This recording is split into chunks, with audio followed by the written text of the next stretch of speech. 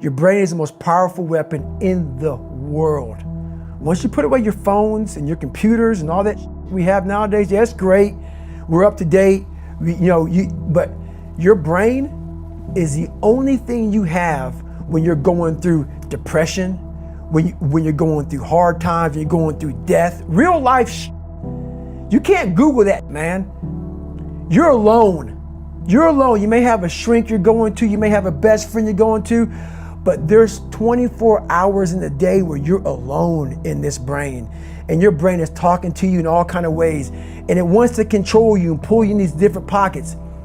If you can't control your own brain and your brain controls you, you got to tell your brain where you want to go and how you want to go and how you want to get there.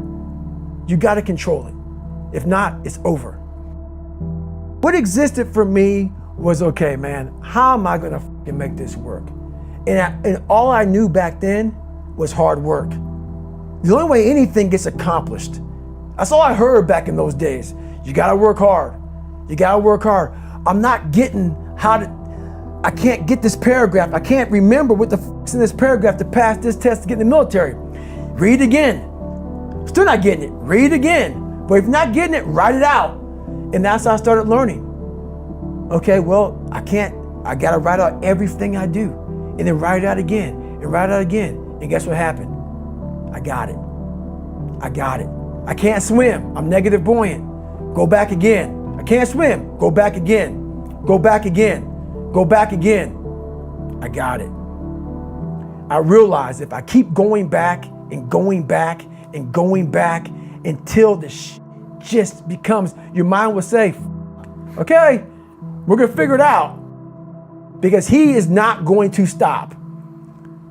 It's not like I'm gonna try one more time. No, it's just like alarm clock goes off, boop, we're going back.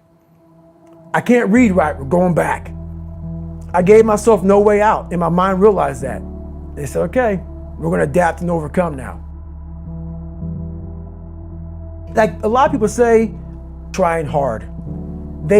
Your mind knows, man.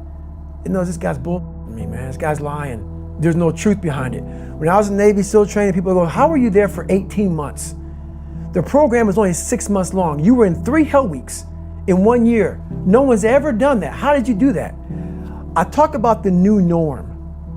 When I lived in a $7 a month place when I was growing up for a short period of time, I loved it. I didn't know any different. That was my norm. Once we moved out of that place, we moved to a $236 a month place. I was like, I never want to go back to that little piece of shit. But if you go back to that $7 a month place and you realize this is where I live, this is all I got, your mind says, roger that, this is home. So when I was going through Navy SEAL training for 18 months and going back through all the hard parts over and over again, I told myself after the first time, I knew it was gonna be a long journey there. My body was breaking down. It was just how it was going on. I said, you know what? This is my new norm. So my mind said, it's like going to work. Like you go to work, you put your suit and tie on. I go into suffering every day. Every day, suffering, being broken, duct taping my feet up, stress fractures, shin splints, being broken. This is my new norm. And your mind says, if we're not broken, this ain't normal. We gotta be broken. So then your mind starts to get tougher and tougher and more callous. People go, how'd you run on broken feet? Broken shins. My mind knew this is how we operate. We're in Navy SEAL training. This is what we are. I became hell. And that became my new norm. I gave myself no way out. There was nothing outside these walls of hell. Nothing. I love God, but for a short period of time, I became the devil because that was hell. I became the boss, the owner, the CEO of Navy SEAL training. That was my mindset.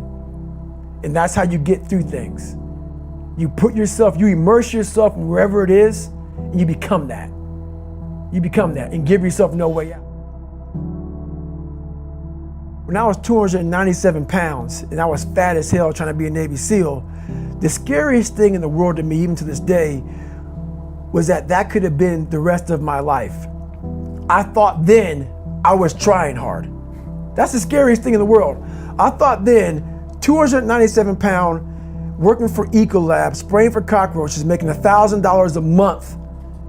I thought that was me at my 100% potential. Come to find out, a few years later, I wasn't anywhere near that. 106 pounds less, graduated Navy SEAL training, went on to do all these other things. Looking back on that, that was me trying hard.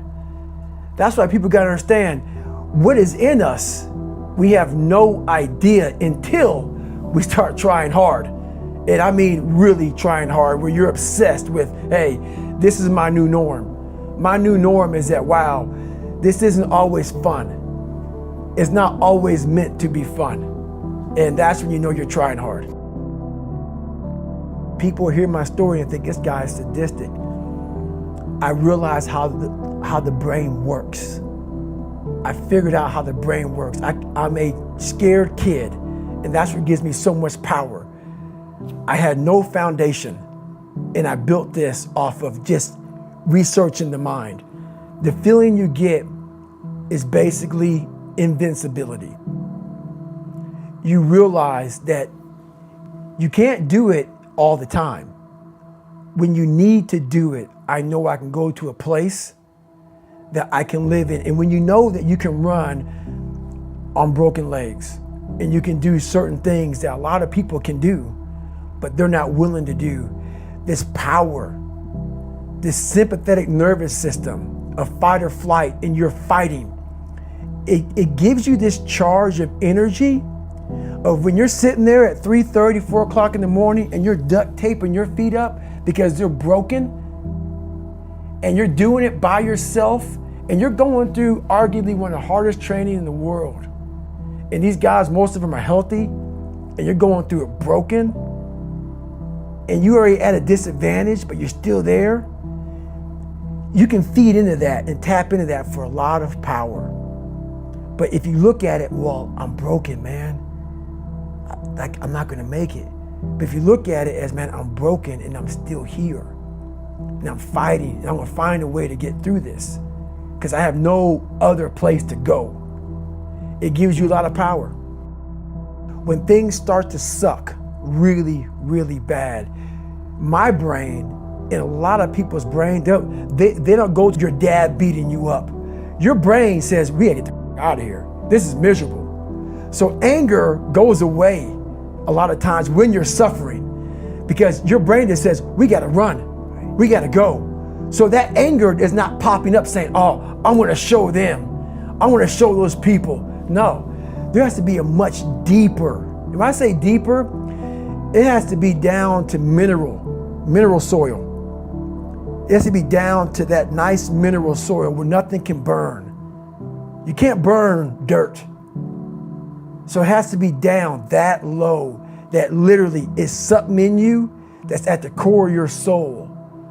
But you don't find it unless you spend a lot of time with what you want to be in life. I can't give that to you. Right. You can't give it to somebody. When you find your true passion in life, and my passion for me was like, oh, I want to be, I don't give a Navy SEALs, Army, I don't give a shit. I want to serve my country. I want to be someone that I'm proud of. I want to look at myself in the mirror because I was so disappointed. That accountability mirror I talk about, I was so disappointed in what I saw every day. I wanted everybody to love David Goggins. And a lot of people did. I didn't love myself. But I knew a lot of us want to find peace first. So people say, man, you always talk about this suffering and pain and I'm at peace right now because I went through that. Right? You don't find peace first. If you do, Merry Christmas. More power to you. More power to you. I found peace on the opposite end of finding myself. And no one really finds themselves without going through trials, tribulations, suffering, accountability. And accountability is suffering. Being accountable every day for doing right for yourself, for the people next to you, it's miserable. It's hard. So, even the smallest details.